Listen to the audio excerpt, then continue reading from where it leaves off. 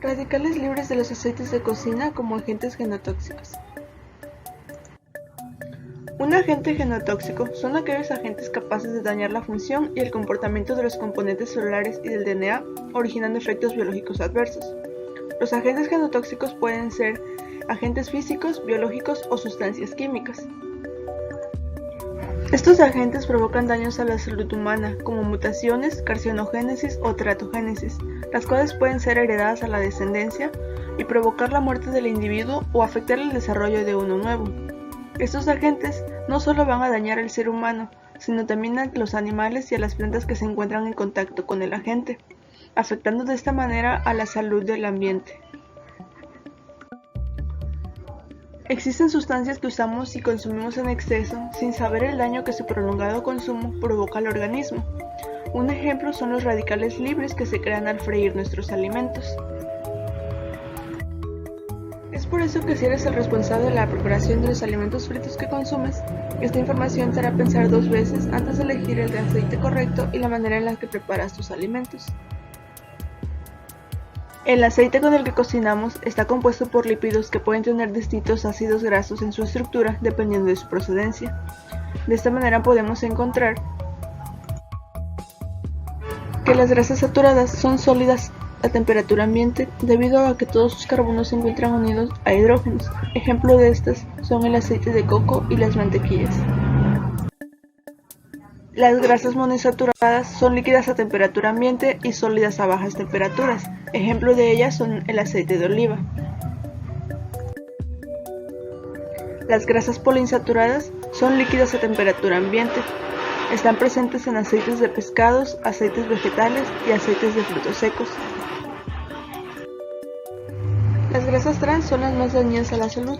Son grasas insaturadas que fueron sometidas a procesos con la finalidad de convertirse en grasas saturadas y ser sólidas a temperatura ambiente. Ejemplo es la margarina. Se ha demostrado con estudios como el del Instituto Superior de Medicina Militar y de Facultad de Ciencias Médicas Guantánamo que los radicales libres son dañinos a nuestro organismo ya que aceleran el proceso de envejecimiento celular y han provocado una incidencia de tumores, cardiopatías, procesos broncopulmonares, arteriosclerosis, entre otras. Asimismo, hay estudios que exponen a la oxidación de lípidos como un agente que altera la homeostasis y que deben ser procesos controlados con antioxidantes exógenos cuando las barreras naturales ya no son suficientes.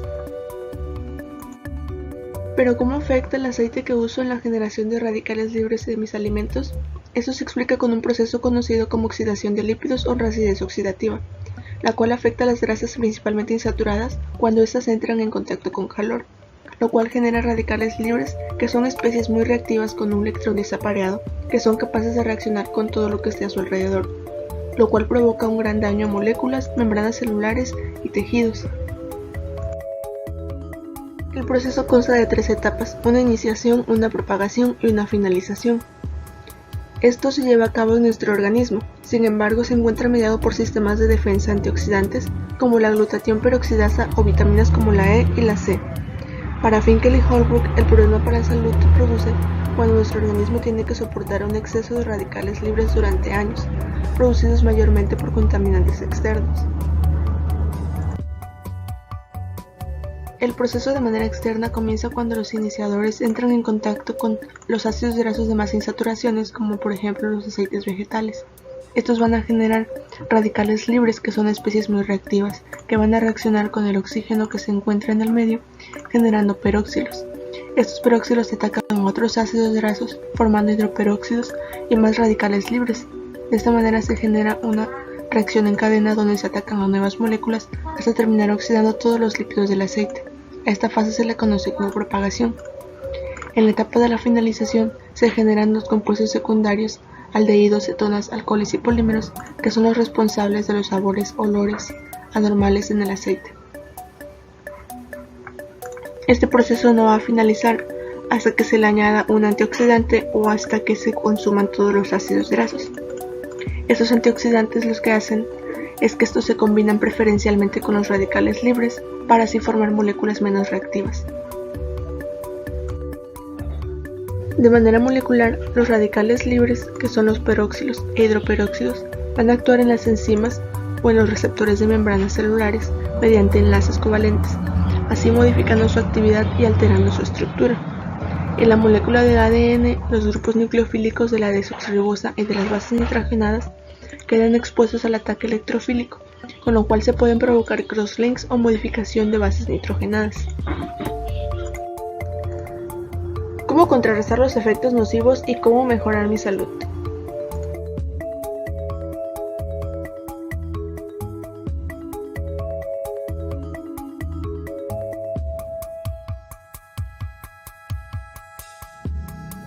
Mi primera propuesta es comenzar con una buena elección del aceite. Este aceite debe tener una oxidación lenta que lo haga perder sus propiedades nutricionales a mayor tiempo. Esto puede ser el aceite de coco, mantequillas, aceite de oliva o aceite de girasol. Es importante que cuando consumamos el aceite de oliva, este sea consumido a temperatura ambiente. El método de cocción debe ser sustituido o debemos disminuir el consumo de las comidas fritas. Mi tercera propuesta es que debemos controlar la temperatura del aceite y no dejarlo tanto tiempo expuesto a iniciadores de rancidez oxidativa. Normalmente esto sucede cuando llegamos a los 180 grados Celsius. Mi cuarta propuesta es añadir antioxidantes que retarden la iniciación de la rancidez oxidativa, como es el uso del tocoferol, el cual se ha demostrado que tiene un papel importante en la prevención de oxidación de los ácidos grasos como en el aceite de oliva. No debemos reutilizar el mismo aceite con el que cocinamos anteriormente, ya que de esta manera estaríamos volviendo a consumir los radicales libres y las sustancias secundarias que se generaron en la primera exposición. Es importante que evitemos cocinar con margarina, pues esto tiene altos contenidos de grasas trans. ¿Cuáles son los beneficios de ejecutar las propuestas anteriores? Al elegir el aceite adecuado, nos aseguramos que el proceso de oxidación sea más lento y así obtengamos las propiedades nutricionales adecuadas. Es importante que para eso tenemos que medir la temperatura y no elevarlo a más de 180 grados. El disminuir el consumo de este tipo de alimentos va a prevenir enfermedades como la aterosclerosis y retarda el envejecimiento celular, con lo cual gozaremos de una mejor calidad de vida.